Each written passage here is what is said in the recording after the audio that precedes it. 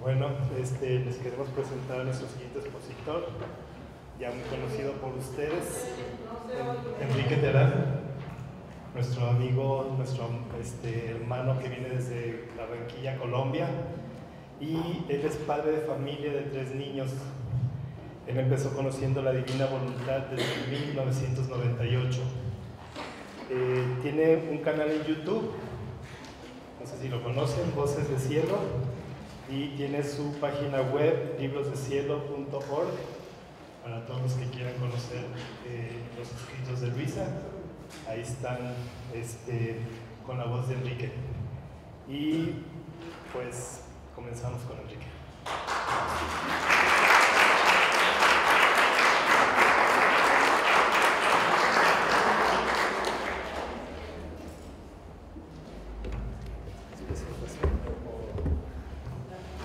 Muy buenas tardes, buenos días, buenos días todavía. Padre Ángel, imploro su bendición para que como ministro me haga el envío para que sea Jesús a través de mí hablando lo que quiera decir.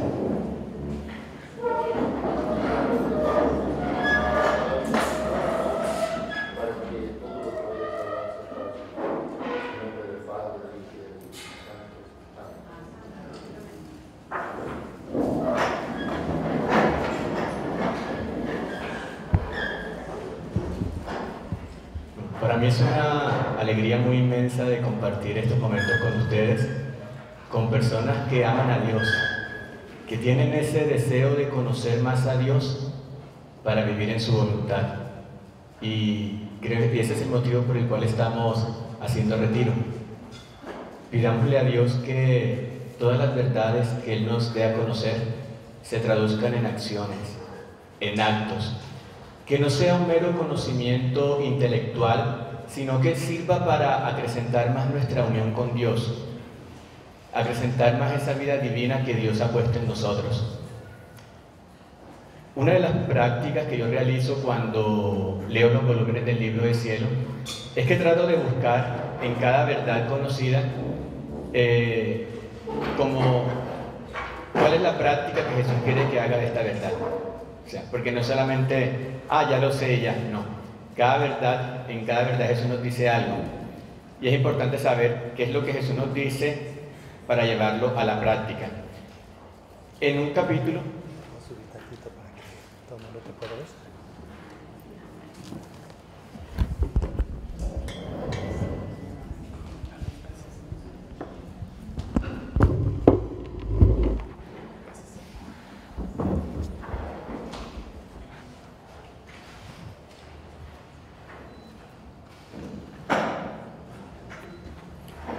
Les comentaba de que uno de los ejercicios que yo hago cuando leo el Libro del Cielo es que en cada verdad trato de buscar la acción que Jesús quiere que yo realice. Y de esto pues vamos a hablar más adelante en el transcurso de la charla. Pero por ahora que les voy a dar un ejemplo práctico. En el primer capítulo del volumen 20, Luisa le hace una oración a Jesús. En esta oración pues ella le está pidiendo que sea él mismo el que escribe en ella. Ustedes sabían que Luisa era reacia a escribir porque pues no quería mostrar como sus intimidades con Jesús. Sin embargo, ella lo hace para cumplir la voluntad de Dios y da su fiat. Pero generalmente cuando comienza un nuevo capítulo, ella siempre le dice a Jesús, otro libro nuevo, otro cuadernillo nuevo, Jesús, dame la gracia. Entonces, en ese primer capítulo, ella hace una oración. Yo voy a tomarla para hacerla ahora junto con ustedes. Y de prácticamente eso se trata también, conocer cada verdad, pues hacer nuestras las oraciones que Luis hacía, saber cómo oraba, porque ella es ejemplo de cómo en la práctica se vive en la divina voluntad.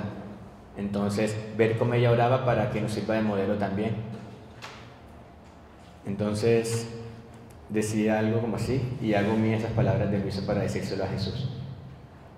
Jesús mío, invoco tu santo querer a fin de que sea Él mismo quien venga a hablar en mí las palabras más penetrantes y elocuentes, con los vocablos más aptos para hacerse comprender, de manera de pintar con los colores más bellos, con la luz más refulgente, con las características más atrayentes, el reino del Fiat Supremo, en modo de infundir en las palabras que dirás en mí una fuerza magnética y un imán potente que nadie podrá resistir para hacerse dominar por tu santísima voluntad.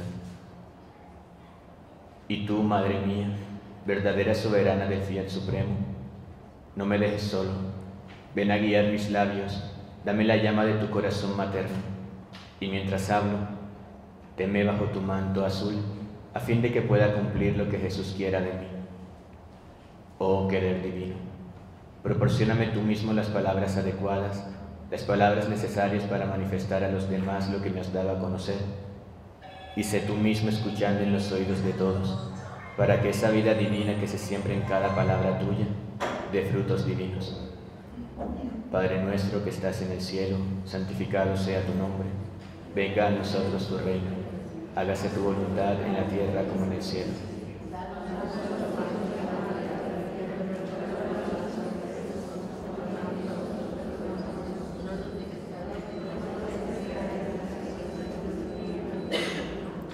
Dios te salve María, llena eres de gracia, el Señor es contigo.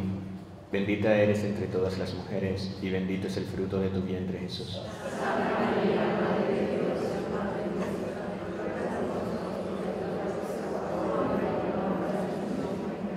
Gloria al Padre, al Hijo y al Espíritu Santo.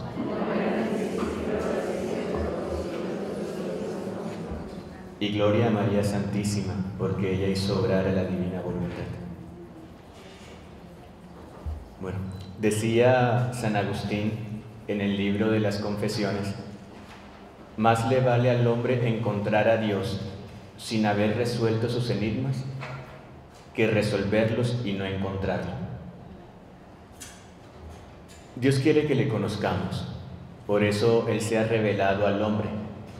Sin embargo, ese conocimiento debe llevarnos a una unión más profunda con Él, debe llevarnos a la santidad.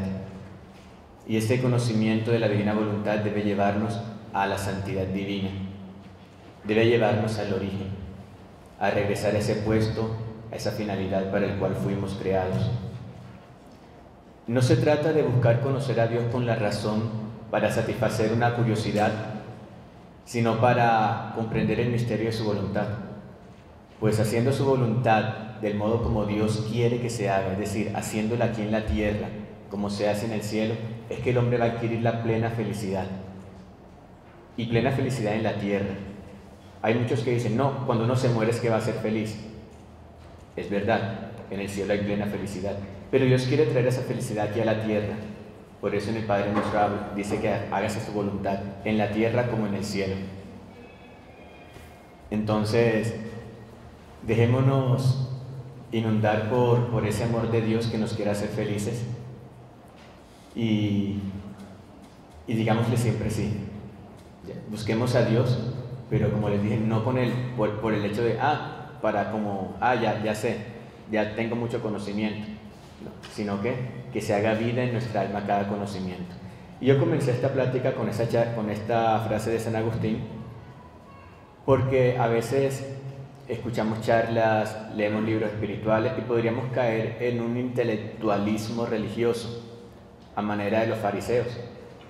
Los fariseos conocían mucho las Escrituras, pero su corazón estaba lejos de Dios. Y nos podríamos caer, digamos, en la tentación de olvidarnos de la verdadera esencia del conocimiento de Dios, que es conocer la verdad con B mayúscula, a Dios. La verdad que nos hará libre en el tiempo y en la eternidad. Es importante también conocer cómo hay verdades que son fundamento, que nos sostienen. Una de ellas es que Dios es amor. Otra de ellas es de que todo lo que sucede lo permite Dios para los que lo aman. Y otra, que no hay nada imposible para Dios. Y que aunque a los hombres les parezca imposible, para Dios no hay nada imposible. Esas tres verdades las tengo siempre muy presentes, porque nos van a librar de muchas tentaciones. Y hablando de este conocimiento de Dios, también cabe recordar que no debemos medir a Dios a través de nuestras limitaciones humanas, porque Dios sobrepasa nuestra inteligencia y Dios sobrepasa al hombre. Entonces, a veces creemos que como el hombre no es capaz, Dios tampoco es capaz. Como yo como hombre no soy capaz de perdonar tal cosa, Dios no es capaz. No, Dios sobrepasa todo, entonces no encasillemos a Dios dentro de nuestro pequeño intelecto.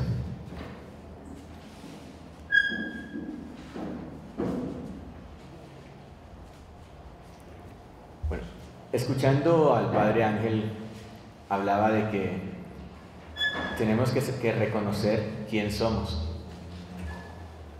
Y eso nos lleva al origen. ¿Ya? Es verdad, en el hombre no hay humildad, es conocimiento de sí mismo. La humildad verdadera está en Jesús, porque Él, siendo Dios de naturaleza divina, adquirió una naturaleza humana, es decir, se rebajó. Pero el hombre tiene una naturaleza humana, pues ¿dónde se va a rebajar? O sea, no tiene dónde. Aunque parece que algunos quisieran rebajarse a la naturaleza animal por el pecado. Pero el único humilde es Dios. En el hombre es el conocerse a sí mismo, el conocer nuestra nada, que somos nada. Y esa es una verdad fundamental que tenemos que tener siempre. Soy nada, pero soy la nada que Dios ama. La otra verdad. Soy la nada que Dios ama. Sí, soy nada.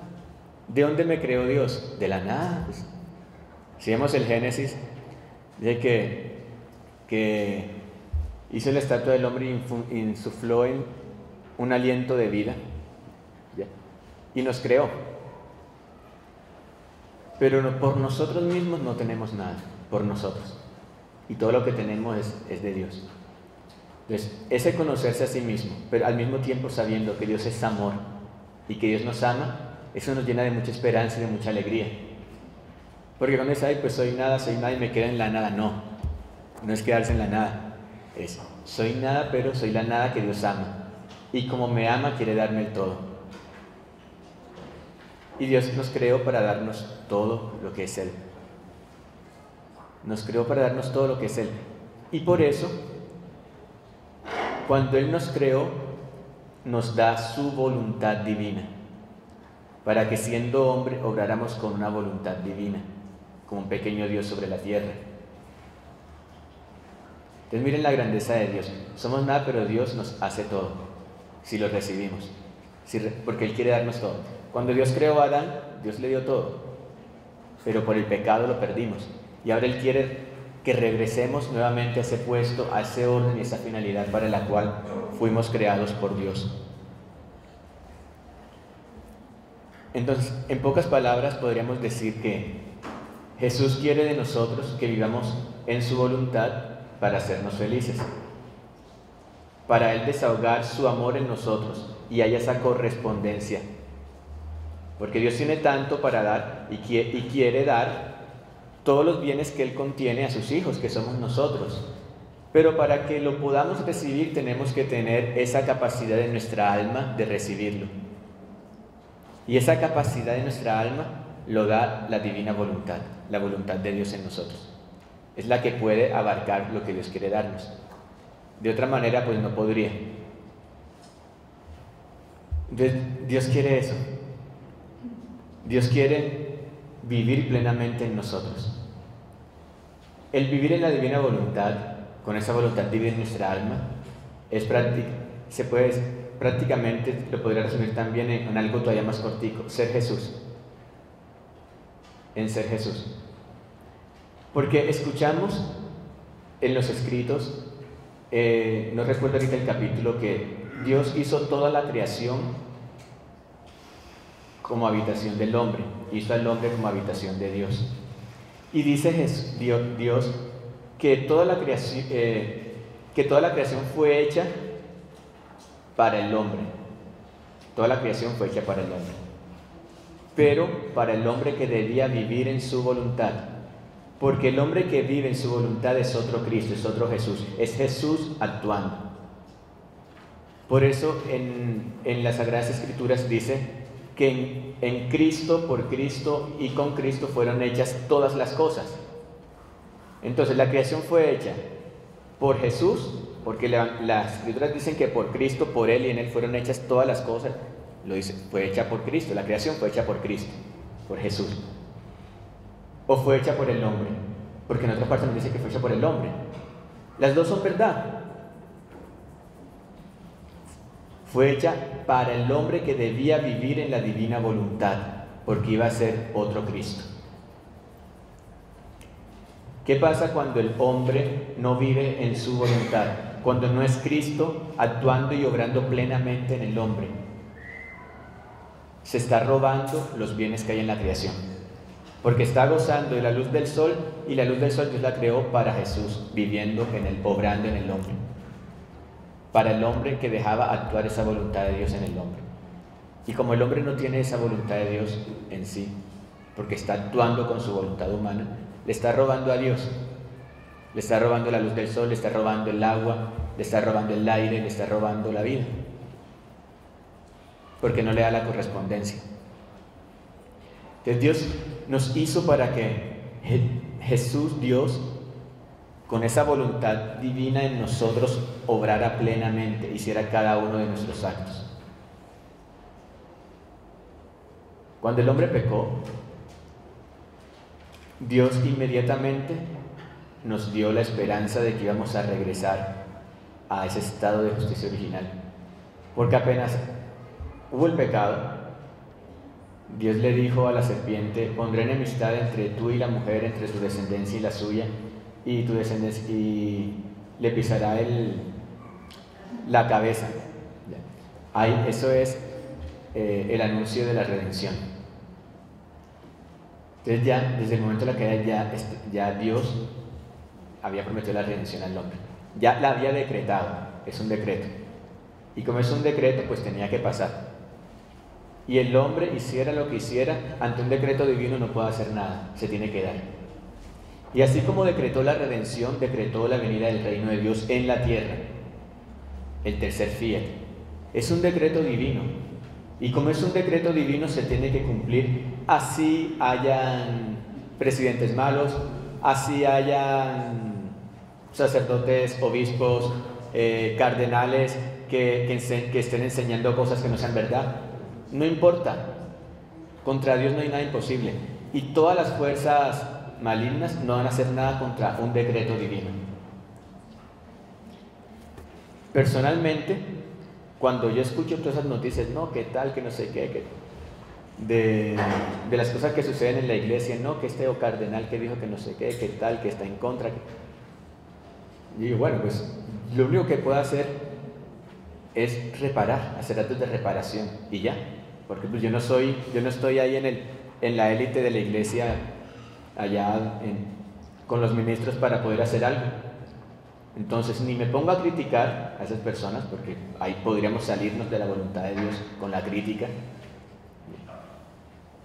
Dios quería que lo conociera para que hiciera una acción de reparación, de unirme a su dolor, para reparar por todo y para seguir pidiendo que venga el reino de Dios. ¿Por qué? O sea, tenemos que tener esa fe absoluta de que el reino es un decreto, y los decretos de Dios nadie los puede detener, y mucho menos el hombre. Mucho menos el hombre. O sea, por mucho que tú hagas o no hagas, no, nadie los puede detener. Y Jesús dijo también, me hace acordar ahorita, de que cuando Él nombra a San Pedro Papa, en el momento del episodio cuando dice: tú eres Pedro, y sobre esta piedra edificaré mi iglesia, y las puertas del infierno no prevalecerán sobre ella, le da una promesa también a su iglesia, que las puertas del infierno no prevalecerán sobre ella. Entonces, ¿de qué me preocupo lo que está pasando allá? ¿Para qué me turbo? Más bien, ¿para qué me turbo si sé que finalmente hay una promesa que dice de que Dios va a estar con su iglesia siempre y que las puertas del infierno no prevalecerán sobre ella, que es un decreto del reino de Dios? Entonces más bien me enfoco en lo que debería enfocarme, lo que sí me corresponde a mí hacer, Porque a mí, pues yo como laico, pues no me corresponde hacer algo para cambiar las cosas que están sucediendo o algo. Pero como laico sí me corresponde hacer algo.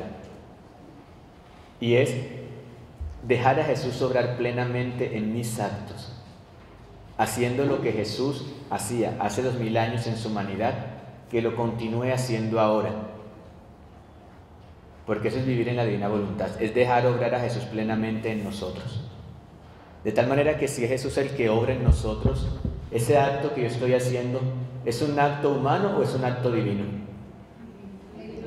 Es un acto divino, porque es un acto hecho por Dios, porque Jesús es Dios, la segunda persona de la Trinidad.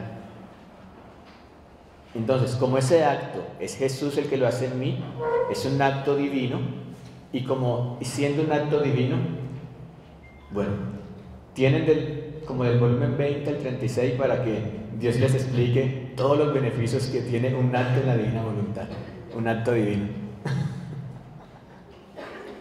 ¿Sí? Encierra todo, le da a Dios amor por todo, reparación por todo, correspondencia por todo. Y eso es lo que tenemos que hacer, dejar a Jesús orar plenamente en nosotros. Ahora, no es únicamente, eso no se resuelve con solamente decir, ven Jesús a vivir en mí y ya, y después me olvido de todo y sigo haciendo mis cosas distraídos y dejando que salgan a flote mis miserias, los pecados y todo eso. No. Para dejar obrar Jesús a nosotros plenamente, en libertad, que realmente sea un acto divino, un acto hecho por Jesús, tenemos que hacer lo que Jesús hacía cuando vino hace 2000 años en su humanidad santísima. Porque si Jesús se hizo hombre y tomó una humanidad, ¿era para qué? Para acercar al hombre a Dios y que a través de nosotros, en otra humanidad, que es la humanidad de cada uno de nosotros, Él continuara su obra en nosotros. Decía San Atanasio, y que está en el Catecismo de la Iglesia Católica, numeral 466, si no estoy mal, porque el Hijo de Dios se hizo hombre para hacer al hombre Dios. ¿Ya? Y se trata de eso. Dios se hizo hombre para que el hombre tuviese esa capacidad de unir una voluntad humana con una voluntad divina, porque Jesús lo hizo en su propia humanidad. Como Jesús lo hizo en su propia humanidad, ya nosotros tenemos la facultad de unir nuestra voluntad a la voluntad de Dios, de llamar a Jesús a que venga a unirse con nosotros para que haga en nosotros todo lo que tenemos que hacer. También dice la Biblia, la palabra de Dios, que de lo que hay en tu corazón habla tu boca. Es decir, que nuestro exterior debe ser un reflejo de lo que hay en nuestro interior. Entonces, para que Jesús se sienta libremente obrante en nosotros, en cada uno de nuestros actos, tenemos que estar muy atentos a dejarlo obrar, a no hacer cosas que van a impedir que Jesús obre. Porque lo podemos tener ahí en nosotros, pero ahí amarrado, con cadenas, amarrado por nuestra voluntad humana que no lo deja obrar, porque nuestra voluntad quiere obrar sin algo diferente a lo que Jesús quiere. Entonces no, hay que estar atentos para saber qué cosas Jesús no haría y qué cosas sí haría. Por ejemplo, ven Jesús a hablar en mí, pero comienzo a murmurar contra otras personas, a hablar mal. Ay, imagínate que fulanita el día se estaba con tal, ¿qué tal? ¿Hizo que va a misa todos los días? ¿Ustedes se imaginan a Jesús en esas? Entonces, y si decimos, ven Jesús a vivir en mí, y comenzamos a murmurar mal del hermano, ¿será que es Jesús viviendo? ¿Realmente? Entonces podemos caer en una mentira, en palabras. Palabras. Porque la escuela de divina voluntad ni siquiera es de palabras, es de una actitud continua. Inclusive decía, me acordé ahorita de otro capítulo, hago paréntesis, en el volumen 20, capítulo 5, si no estoy mal, dice que las palabras no forman la oración. Y que en la divina voluntad cada respiro se convierte en oración. Cada palabra, cada pensamiento, cada mirada, cada pestañeo se convierte en oración. O sea que ni siquiera es la palabra como tal, sino es la actitud continua de nuestro interior de estar fundidos con Jesús interrumpidamente. y de nunca jamás perder esa vida interior con Jesús. Entonces es importante que conozcamos qué hacía Jesús en su humanidad santísima, en su interior, para que Él lo continúe haciendo en nosotros. De eso, si se puede, pues hablaremos más tarde, porque quiero enfocarme en la segunda parte ahorita. Eso es muy importante, pero es un poquito más larguito. ¿Qué hacía Jesús en su interior para hacerlo nosotros?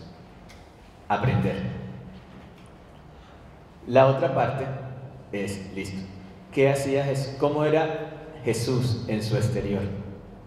O sea, ese interior de Jesús se desbordaba en su exterior, en sus palabras, en su modo de ser. Desconozcamos también cómo era Jesús en su exterior para que nos mantenga como en la alerta de que si nos damos cuenta que en nosotros está saliéndose algo que Jesús no haría, pues nos detengamos, nos volvamos a poner de nuevo. Ay, Jesús, continúa viviendo en nosotros. Nos metamos de nuevo, cuando de pronto nos demos cuenta con una alarma que nos estemos saliendo. Y les ponía el ejemplo ahorita, ¿no? Que comenzó a hablar mal de otra persona, murmurando, calumniando. Y a veces la gente no se da cuenta, pero precisamente la idea es como ir teniendo como estas alarmas para que al darse cuenta inmediatamente uno cambie la intención y continúe y deje a Jesús obrar en uno. Por eso es que Jesús nos enseña lo del acto preventivo y lo del acto actual. Es decir, en la mañana, pues uno hace el acto preventivo, previniendo que todos nuestros actos del día sean actos divinos. Pero también dice Jesús que en el transcurso del día hay ciertas cositas que hacen que se vaya oscureciendo. Entonces es importante por eso el acto actual, el de durante el día. Ven Jesús, como ahorita, ven Jesús a hablar en mí, ven Jesús a escuchar en mí. Ya, el acto actual. Entonces, quiero leerles un capítulo del volumen 11 que habla sobre el temperamento de Jesús, que debe ser el temperamento del alma que vive en su voluntad.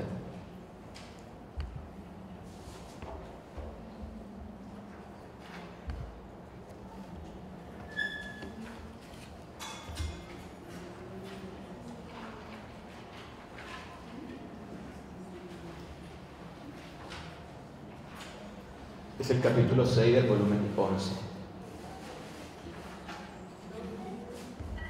Febrero 24 de 1912. Dice, el alma que hace la divina voluntad pierde su temperamento y adquiere el temperamento de Jesús. No lo voy a leer todo para no extenderme demasiado, solamente voy a leer algunos parrafitos. Luisa le pregunta a Jesús, amor mío, dime, ¿y mi temperamento cuál es? Y Jesús, quien vive en mi voluntad, pierde su temperamento y adquiere el mío. Así que en el alma que hace mi voluntad, se descubre un temperamento afable.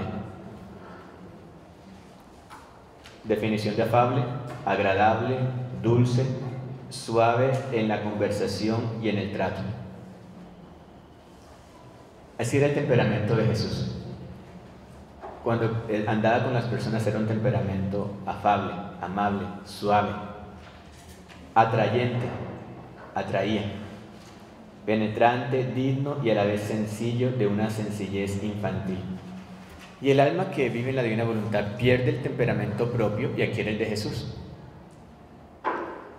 Entonces en nosotros, a medida que Jesús va desarrollándose, va creciendo esa vida divina en nuestra alma y lo dejamos obrar plenamente, se va a cumplir lo que dice el Evangelio, de que de lo que hay en tu corazón habla tu boca. Entonces nuestras palabras se van a dulcificar, van a ser más amables, no van a ser tan duras. Vamos a tener la mirada de Jesús. Ustedes imagínense la mirada de Jesús. Una mirada comprensiva, amorosa, amable. con todos, hasta con Judas. Porque es fácil mirar bien a quien me ama, es fácil mirar bien a mis hijos, ¿cierto? Pero mirar bien a quien te ha traicionado, a quien tú hayas puesto en él toda tu confianza y a la primera te vendió por 30 monedas de plata. O en el caso de nosotros, pues a cualquiera que nos haya hecho daño. Y Jesús lo miraba con amor, ya viendo los relatos que hay de esa humanidad de Jesús explicado por Valtorta. Uno ve toda la paciencia que Jesús le tuvo a Judas, ¿cierto? Fue muy paciente, ya, y amoroso, o sea, esperando hasta el último momento para ver si ese amor de su mirada, ese amor que reflejaba de todos los poros de él, llegaba a envolverlo y ablandaba su corazón. Pero ese temperamento de Jesús debería continuar en nosotros, ¿sí? En Jesús había verdadera humildad, en nosotros conocimiento de sí mismo. Entonces reconocer nuestra nada, en el caso de nosotros, pero reconocer que Jesús obra en nosotros. Pero Jesús obra en nosotros, para decir que Jesús obra en nosotros, esos actos exteriores deben estar a tono con lo que Jesús hizo hace 2000 años, como era su humanidad. O sea, esa humanidad de eso es un espejo. Ya, prácticamente Jesús tenía todas las virtudes de naturaleza. Jesús no tenía virtudes, porque él en su naturaleza pues era amor, era misericordia, pues tenía todo, como Dios tenía todos los atributos, y todo terminaba en el amor. En la divina voluntad, por eso dice Jesús, que llega el momento en que las virtudes desaparecen porque el amor las absorbe. El amor las absorbe.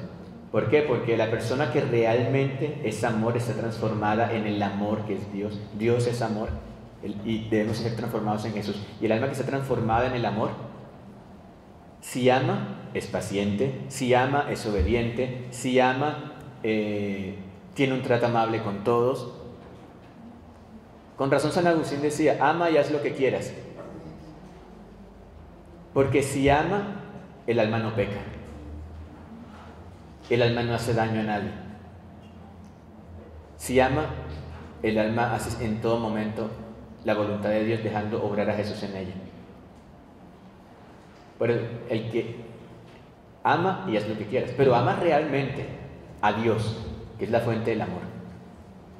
Porque no es que yo amo, pero yo amo mucho a esta muchacha que es casada, pero igual yo la amo mucho y bueno, y me voy a juntar con ella, no importa que sea casada, porque nos amamos y es lindo. No, eso no es amor, ese es egoísmo. Es un amor desfigurado, porque Dios hizo al hombre un complejo de amor, pero como su voluntad se ha alejado de la voluntad de Dios, ese amor se ha desfigurado y ha buscado en amor en cosas que no son, en amor al placer, en amor al dinero, en amor a la parte erótica, y se ha olvidado del verdadero amor, que es Dios, que nos da felicidad.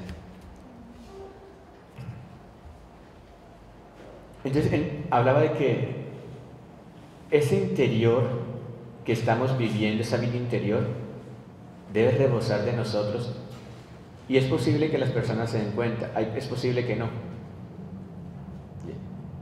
pero debemos estar atentos a que cuando hay alguna alarma de que ay, híjole, se me va a reventar la paciencia, una alarma, me funde en Jesús, ven a actuar en mí, y pensemos qué haría Jesús en esa situación, para que Él continúe su vida en nosotros y no interrumpamos esa vida divina, porque ya Dios quiere que hagamos actos en su voluntad, pero más quiere que hagamos vida.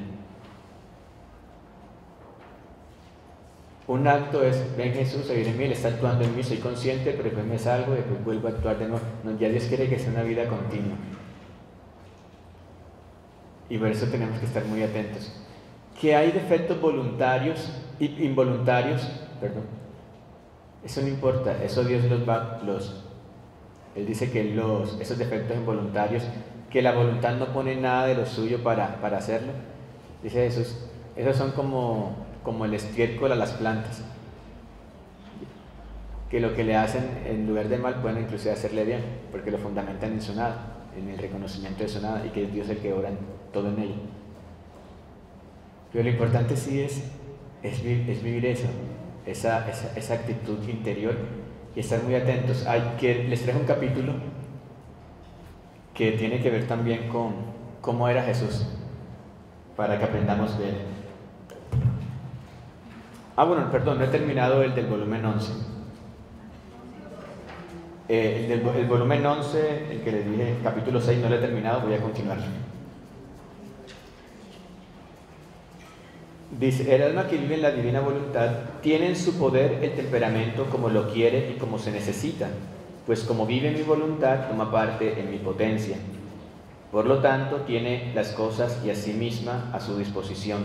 Así que según las circunstancias y las personas con las que trata, toma mi temperamento y lo desarrolla. ¿Sí? Cuando nuestra intención está en realmente dejar a Jesús obrar en nosotros, Él nos va mostrando el temperamento que debemos tener con cada persona con quien vamos tratando. Sí, porque no todas las personas es lo mismo.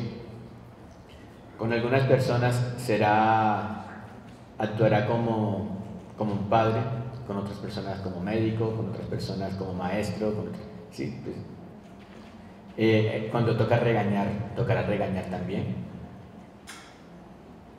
por la gloria del Padre, por el honor de Dios. A veces es importante el regaño a quien se debe, porque a veces nos podemos regañar a quien no se debe, porque nos creemos directores de almas. Ya. Entonces, ¿a quién me toca regañar a mí? Pues a mis hijos, porque Dios me dio esa autoridad me puso como superior, como cabeza de familia, y a través de mí ejerce su paternidad divina. Y cuando toca regaño, toca regaño. Pero ¿a quién me toca? Pues no es esa persona que está allá, que no la conozco, no he hablado mucho, pero te voy a regañarla porque veo que no está viviendo en la divina voluntad, porque tal cosa, porque está haciendo esto, lo otro. No sé, a mí personalmente, y es opinión mía, pues no lo haría. Pienso que eso le corresponde a Dios, en caso tal el superior de ella, a los sacerdotes, a su bien. Porque uno como que tiene que estar como centrada en las cosas que a uno sí le toca hacer, en lo que a uno sí le corresponde hacer. Porque hay mucho trabajo. Jesús dijo, hay mucho trabajo, tienes mucho camino que recorrer, como para ponerse entonces a dedicarse a cosas que uno no le mandaron a hacer. Ahora sí, les voy a hablar del otro capítulo. Bueno, acá hay uno después de este es el volumen 6, capítulo 6. En el capítulo 9, Jesús sigue hablando de este tema. Habla de que el temperamento de Jesús lo forma su voluntad, y el alma que hace la voluntad de Dios toma parte en todas las cualidades de su temperamento. Como ya les hablé un poquito, voy a continuar más bien para el siguiente que les tenía antes de que se acabe la hora. Volumen 7, capítulo 70.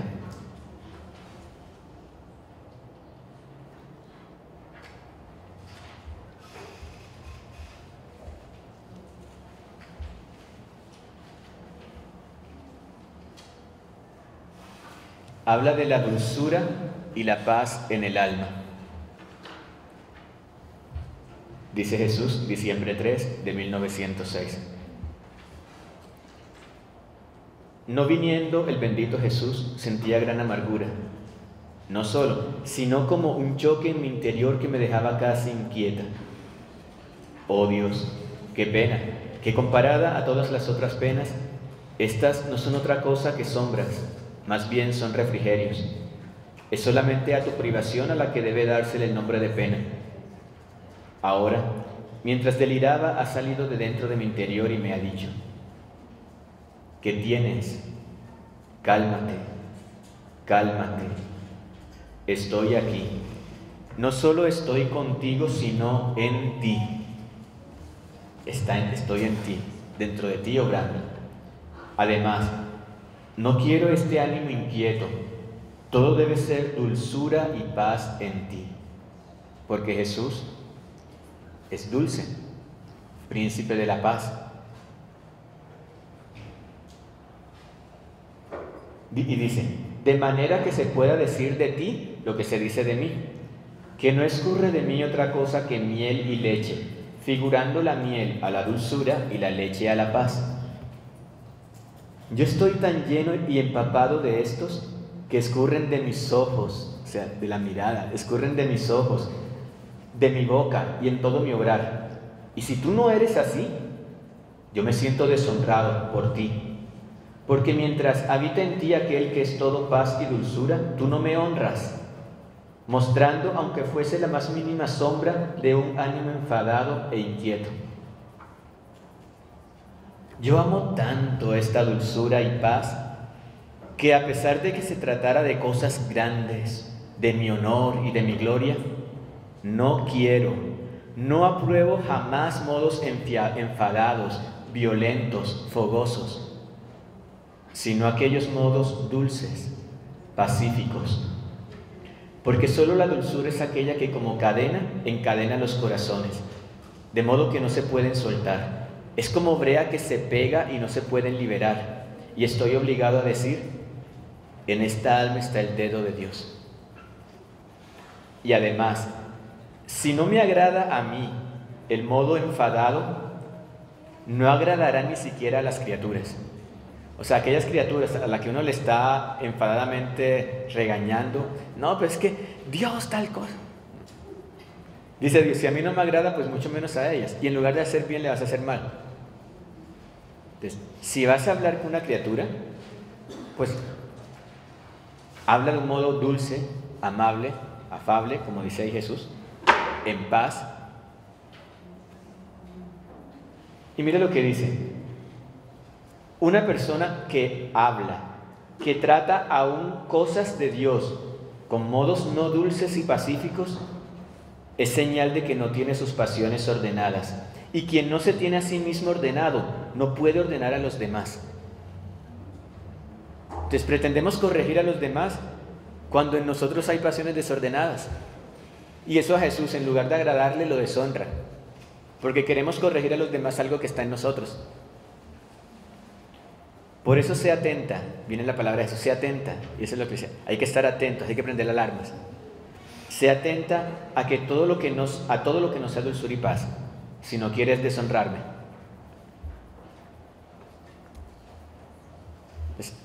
Es importante conocer cómo era el modo de Jesús para dejarlo actuar plenamente en nosotros.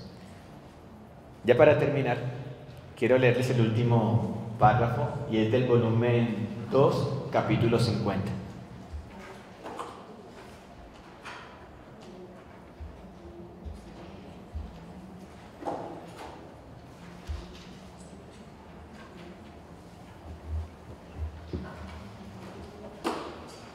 De julio 30 de 1899, dice Jesús: el medio más seguro para ser recto con el prójimo es no mirar en absoluto lo que hacen. Porque mirar, pensar y juzgar es lo mismo. Además, mirando al prójimo, vienes a defraudar la propia alma, por lo que sucede que no se es recto consigo mismo, ni con el prójimo, ni con Dios. No leí el principio, pero sí me parece importante leerlo, porque Jesús le dijo eso a Luisa. Dice: continúa casi siempre lo mismo. Esta mañana, transportándome Jesús según su costumbre fuera de mí misma, hemos pasado en medio de mucha gente, y la mayor parte de ellas estaban atentas a juzgar las acciones de los demás sin mirar las propias. Y mi amado Jesús me ha dicho eso, que mirar, pensar y juzgar es lo mismo. Si Jesús, que tenía todo el poder de juzgar y condenar, no lo hizo, ¿por qué lo vamos a hacer nosotros? ¿Recuerdan el caso de la mujer adúltera que le iban a apedrear? Y Jesús dijo, el que esté libre de pecado, que tire la primera piedra. Nadie la tiró, porque ninguno estaba libre de pecado. Bueno, sí estaba alguien libre de pecado, que era él. Él sí podía tirar la piedra porque estaba libre de pecado.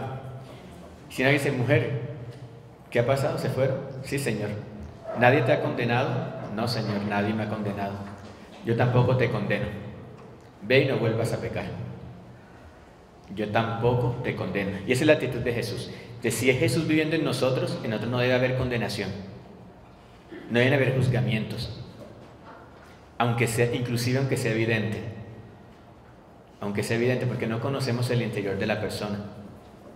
No conocemos los motivos que la persona tiene para hacerle eso que está haciendo. Inclusive en el ámbito religioso pueden que estén haciendo cosas malas creyendo que son buenas. O sea, pero ¿por qué me dice? Eso pasa en las comunidades religiosas.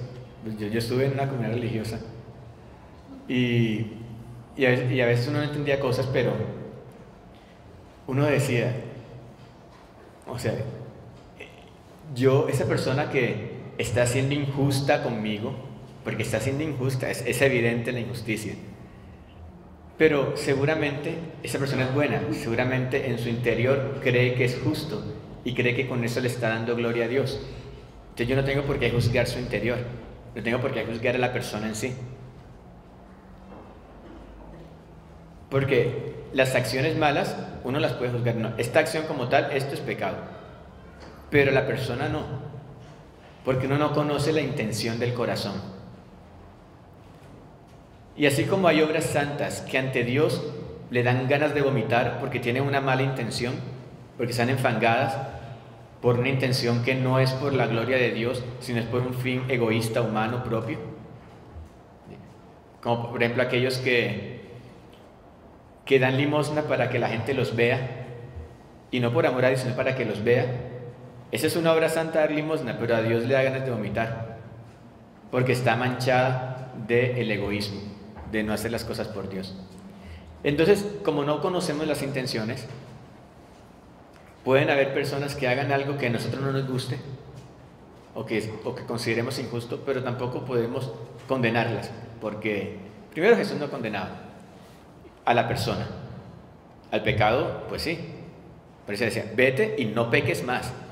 O sea, te está diciendo, ojo, yo te perdono, ya, te perdono, no te condeno, pero no peques. ¿Sí? Tampoco es que fue licenciado, no, pues ya, sigas, no peques, ojo. Entonces, sí, el pecado, hay que reconocer cuando una cosa es pecado, cuando no, pero la persona no hay que condenarla, ni juzgarla, porque mirar, pensar y juzgar es todo lo mismo. Y haciendo eso vas a defraudar tu propia alma y la de Dios, y vas a defraudar a Dios. Habla de deshonrarlo. Y se me viene a la mente, por ejemplo, el caso de San Pablo. San Pablo, el primer mártir de los cristianos fue San Esteban. ¿Recuerdan cómo murió Esteban? Murió apedreado. ¿Y quién era el que sostenía las túnicas de todos los que lo estaban apedreando? Era Pablo, que en ese momento se llamaba Saulo. Entonces Saulo de Tarso, aunque digamos fue cómplice, estuvo ahí cómplice de ese asesinato, porque les dijo, no, pues tírenle piedra, yo les tengo la túnica para que puedan para que la túnica no les estorbe en el lanzamiento de las piedras, yo las tengo. Pablo, después de eso, comenzó a buscar cartas a las sinagogas para poder coger presos a todos los que se decían cristianos y los que seguían a Jesús. Y los judíos le tenían miedo a Pablo porque era un hombre que tenía influencia, y comenzó a perseguir a los cristianos. Lo comenzó a perseguir por malo. O sea, él no era malo, solamente que estaba mal enfocado, no conocía. Él creía que lo que estaba haciendo era bueno, él creía que estaba obrando según la ley de Dios y que por temor de Dios él tenía que hacer eso, porque él creía seguir una inspiración divina. Y seguramente por eso pues Dios lo tumba del caballo, para que darles la luz, el conocimiento, y de ahí en adelante pues Pablo descubre esa verdad y se hace un apóstol incansable, bien luchador, dando su vida por amor a la verdad, a esa verdad que él ya seguramente estaba buscando desde antes. Y como la estaba buscando, pues Dios se dejó encontrar y la encontró.